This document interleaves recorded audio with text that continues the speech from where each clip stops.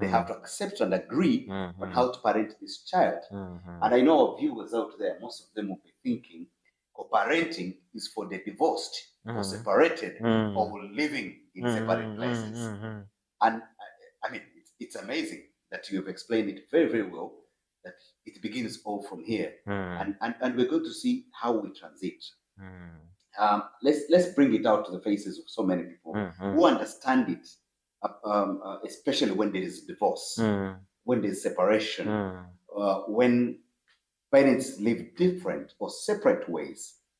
In this case, how does somebody handle co-parenting at the divorce level, where parents have chosen, the woman has chosen to get another husband, and the husband has chosen to get another wife?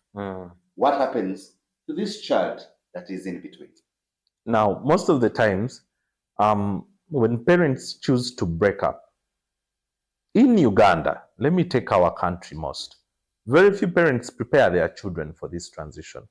Many of you have moved on, you've gotten a new wife, you've gotten a new husband, but let me ask you, is your child having the opportunity to willingly choose to leave both of you for parents and find a new parent?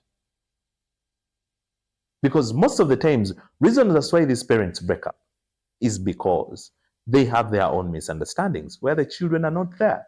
But very few of these parents, did you even know that when you are going to break up, your children need to go through counseling sessions to prepare them for your breakup?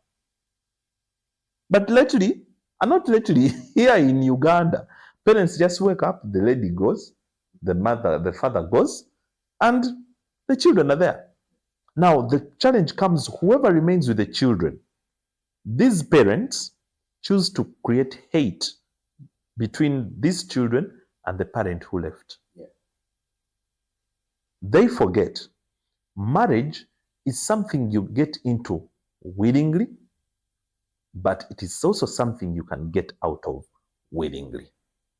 But are you preparing the minds of these children to also look at it as a normal thing for you people to not live together? Sometimes the time is limited.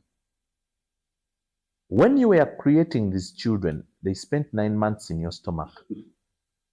Why didn't you give birth to this child in the first 3 months of your pregnancy? Now, everything has a process. And by the way, if you're the kind that has an argument for just 2 weeks, 2 months, 3 months, and you break up, you didn't intend to be partners in the first place. Because it's not a bed of roses. You'll have arguments, you'll have misunderstandings, but the question is, how do you deal with them? How do you work through those misunderstandings? Because it's all part of family. Our children are going to have misunderstandings when they are growing. Does it mean they're no longer siblings? They're no longer brother and sister? No. So what happens when the mother and the father separate? Remember, just because you found a new wife, she found a new husband, doesn't mean you're no longer parents to these children you gave birth to as a teen.